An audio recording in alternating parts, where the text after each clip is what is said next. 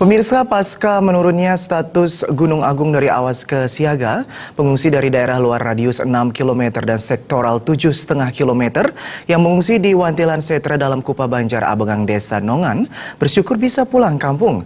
Terlebih kepulangan ini bertepatan dengan momen menyambut Hari Suci Galungan.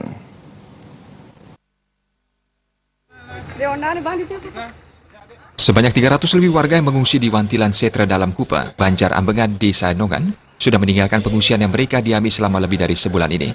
Tampak pengungsi disibukkan dengan kegiatan mengemas dan mengangkut barang untuk dibawa pulang ke rumah. Bahkan beberapa di antara mereka telah pulang malam sebelumnya.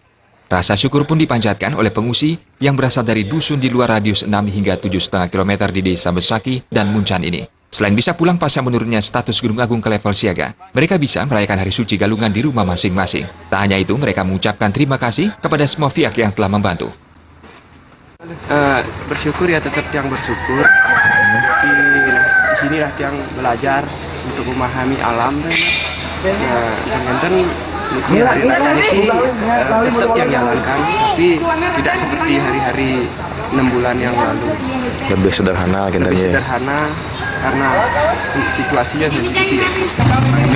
Mangisin sekali rahayu sarap sami. Rahayu ini masih kali-kali. Jadi saking sakit, ya saking hujan, sur banget 60 pisan dan kamu sarap sami. Banjar Abengan.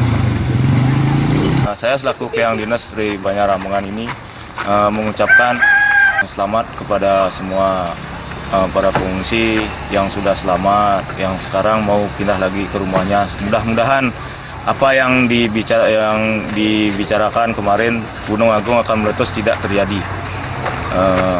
Biar semua warga Semeton Bali yang berada dekat Gunung Agung selamat sentosa.